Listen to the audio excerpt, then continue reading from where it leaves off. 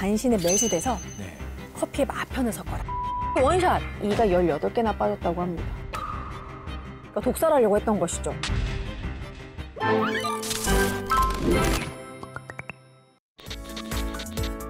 과거 역사적 기록을 통해 알아본 그때 그 시절 질병을 현대 의학으로 재조명해보는 시간. 오늘은 네. 지난번에 이어서 치아에 대한 추가적인 이야기를 해볼 건데요. 네. 오늘 이야기를 함께 해주실 미래 플란트 치과 의원 김재현 원장님 모셨습니다.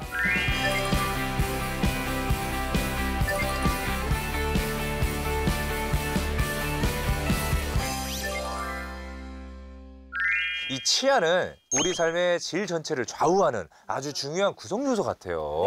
네, 맞습니다. 네. 그래서 제가 치과 중에서도 치과 보철과를 선택한 이유가 바로 그것입니다.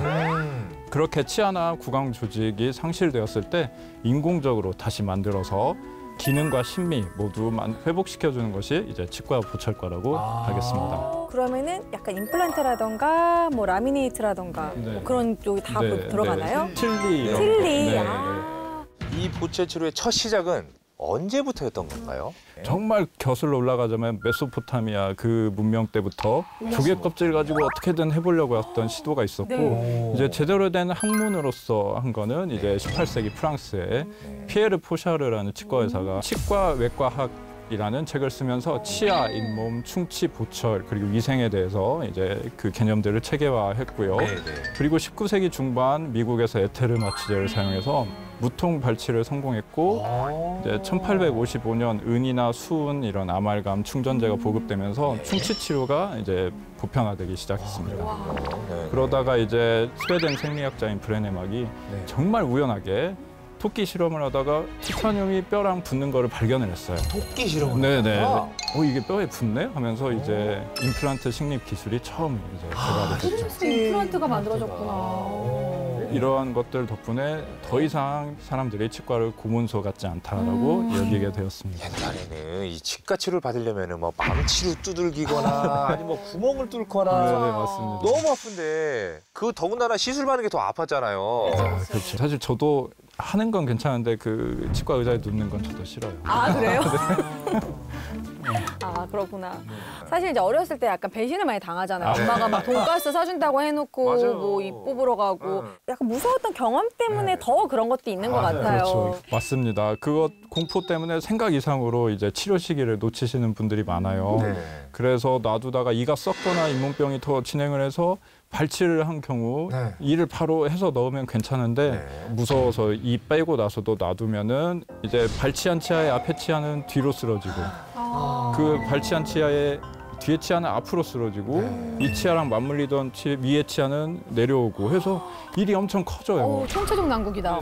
이게 이가 빠진 상태로 깨어놓지 않고 이게 쏠리다 보면은 얼굴형도 틀어진다는 이야기도 그렇죠. 있더라고요. 맞아요. 조금 아플 때 가야 되는 게 저는 예전에 그 딱딱한 짱구 과자를 먹다가 돌이 있는 줄 알았어요. 과자에 돌이 있는 줄 알고 뭐야 왜 돌이 있어 했더니 제 이 거예요. 그러니까 이제 약간 아픔이 느꼈는데도 무서워서 치과를 안 갔거든요.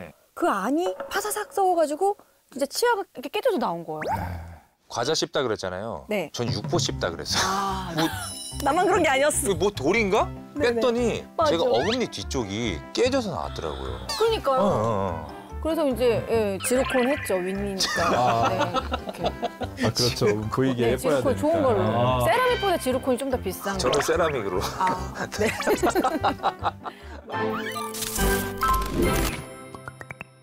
과거에는 치료를 받고 싶어도 받지 못했던 사람도 많거든요. 그렇죠. 이 사례에 앞서서 제가 재밌는 퀴즈를 하나 드리도록 하겠습니다. 퀴즈요? 네. 오, 퀴즈. 네.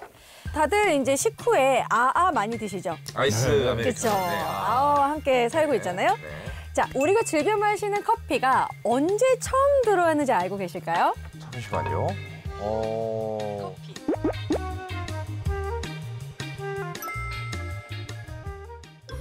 보통 외래 문물이 들어온 게 임진왜란 아니면은 이제 구한말인데 네네. 임진왜란 아닌 것 같고 구한말 그렇죠. 아닐까요? 제가 기억하는 바로는 고종황제 때 그때 들어오지 않았을까? 왜냐면 고종환개 때 그때 커피를 정말 즐겨 마셨다고. 당신은 그 가히 뭐라고 했지? 역사 박사야. 네. 가까지도 맞췄어. 네. 와, 맞아요. 고종황제 때가 맞습니다. 네. 고종황제가 완전 커피 덕후였다고 하는데요. 네. 그런데 그 관련된 사건이 하나 있었습니다. 어떤 치아와 관련된 사건. 고종과 순종이 네. 커피를 마시는 시간이었어요. 그때 궁중 요리를 하는 김종아가 간신에 매수돼서 네. 커피에 마편을 섞어라. 아편을. 아편을 진하게 섞으면은 사람이 죽을 수도 있어요. 그러니까 독살하려고 했던 것이죠. 네. 고종은 조금 마시고 이 맛이 아닌데? 하고 딱 말았는데 네네. 순종은 이게 원샷 때린 아. 거예요. 훅훅 마셨는데 피를 토하고 이가 빠졌는데 이가 18개나 빠졌다고 합니다.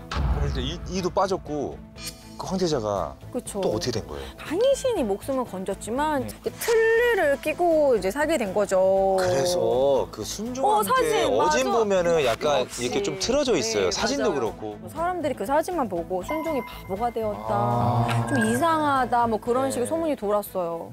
요즘에도 28개 치아 중에 거의 동시에 18개를 상실했다. 네. 이거는 엄청 큰 일이에요. 네. 일단 일상생활이 거의 네. 불가능했을 거고요. 네. 네, 그리고 이가 빠질 때 아마 뼈도 같이 상했을 텐데 그렇죠. 이제 오늘날에도 임플란트를 하려면 그 뼈부터 만들어야 되고 심고 하다 보면 거의 1년이라는 세월이 지나가고 틀니할 때도 막 없어진 뼈를 우선 정리를 하고 만들고 해야 돼서 오죽하면 제가 환자분들께 요즘에는 아파트 짓는 게 훨씬 빠르다 이 해놓는 것보다 그 정말 여러 개 해야 기간이 오래 돼. 걸리니까. 그런 식으로 비용도 많이 들어가고요. 네, 맞습니다. 그렇죠. 네. 있을 때 잘해야 되는 거죠. 그렇죠. 그런 노래가 있어요. 있을 때 잘해 후회하지 말고. 그러네요. 이런 노래가 있어요. 요거 약간 치과 네, 그 네. 권유송으로 괜찮네요. 그렇죠. 빨리 방문해. 막 이렇게. 네. 후회하지 뭐. 네. 이 외에도 뭐 치아와 관련된 왕들 얘기는 있어요. 중종의 아버지인 성종은 실록서 기록에 따르면 이가 흔들려서 음식을 잘 못 먹겠다. 이런 식으로 이제 기록이 되어 있어요. 솔직히 이런 분들은 지금 현대 시대에 존재하는 치료만으로도 쉽게 해결 가능하지 않나요? 물론 여기서 이제 주어진 정보가 제한적입니다만 기록으로 미루어 봐서 네. 치주 질환, 즉 잇몸병에 시달렸을 확률이 큽니다.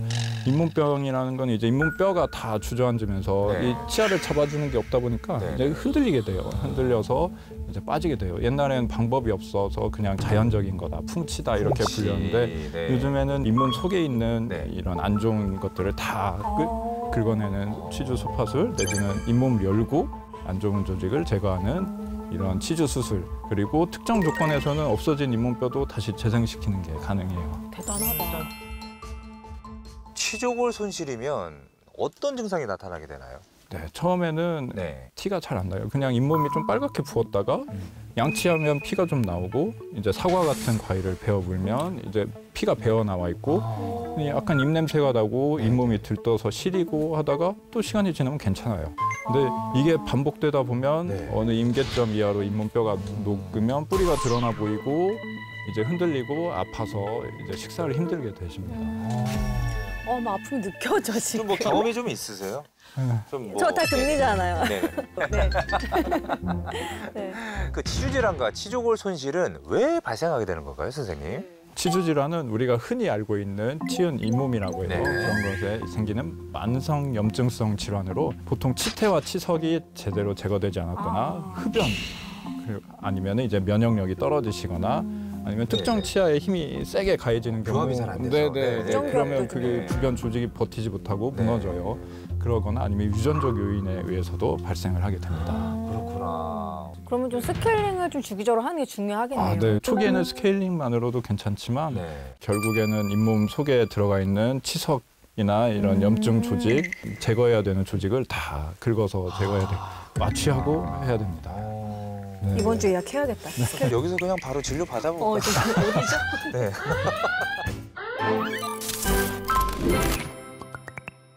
치태와 치석에 있는 세균이 원인인데 네. 이 세균이 있으면 잇몸이 붓고 네. 피나는 치은염으로 시작됐다가 네. 이게 점점 잇몸 속으로 들어가면 이제 잇몸 뼈도 파괴되고 네. 치아가 흔들리는데 내 면역이 강하면 이 속도가 좀 늦어요. 아. 네, 피곤하면 이가 붓잖아요, 잇몸이. 그쵸. 그게 맞아, 그래서 힘들죠. 그렇고 네. 유전적으로 그 특정 면역 인자가 부족하신 분들은 정말 이른 나이에 빨리 진행이 되게 됩니다. 그럼 그럴 경우에는 어떤 치료가 진행돼야 할까요? 이제 스케일링이나 네. 잇몸 치료로 불리는 치주 소파술 그 정도로도 병의 진행을 멈추게 할 수 있고요.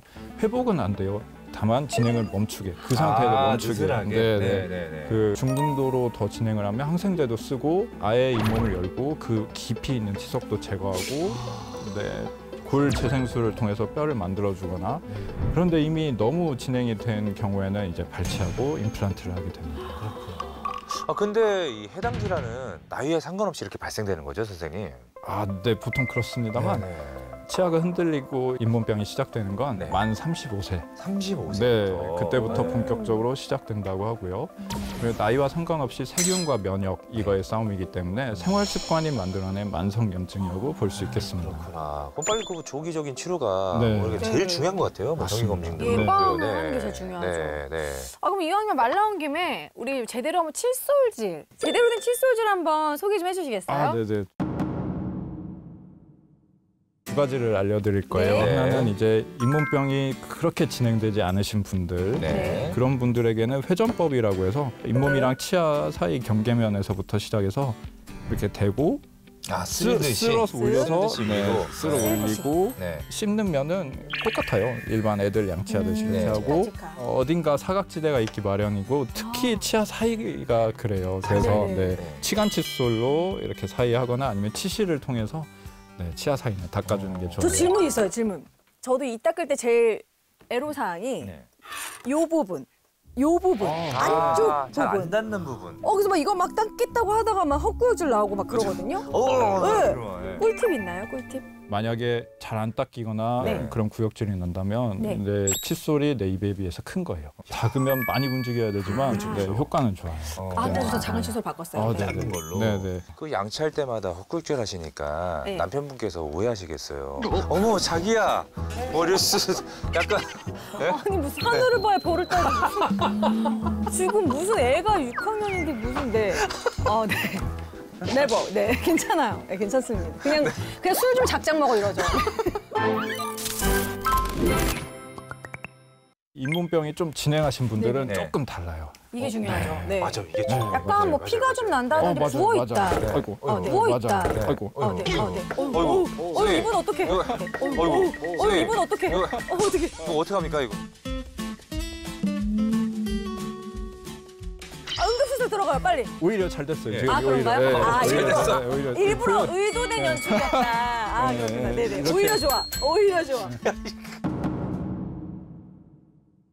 이 잇몸 속에 있는 치석이나 치태가 문제여서 네. 잇몸 속을 닦는 방법이에요. 속? 네. 중요하게. 네.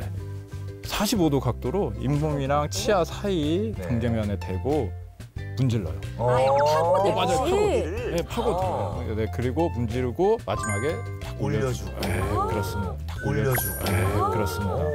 저희 딸아이가 교정하는데 약간 이런 식으로 닦여요. 맞아요. 약간 비슷해요. 네, 약간 비슷해요. 근데 그게 사실 아플 수도 있잖아요. 이가 부어 있으면. 근데 아파도 그렇게 해야 된다는 거죠. 원래는 이렇게 닦아도 안 아파요. 아프면 거기에 문제가 있는 거예요. 네.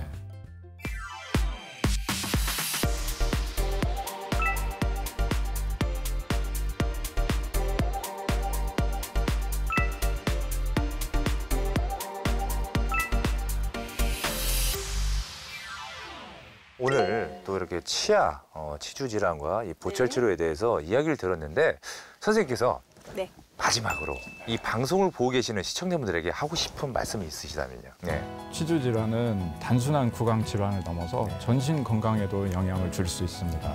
역시 예방과 구강 위생 관리가 제일 중요하다. 가장 중요하죠. 네, 맞아요. 있을 때 잘해. 네. 후회하지 말고. 있다는 거 배웠으니까 그렇죠. 오늘 다 이렇게 위아래로. 맞춰서. 네. 네. 저희는 더 재미있는 이야기로 다음 주에 다시 찾아오겠습니다. 감사합니다. 네.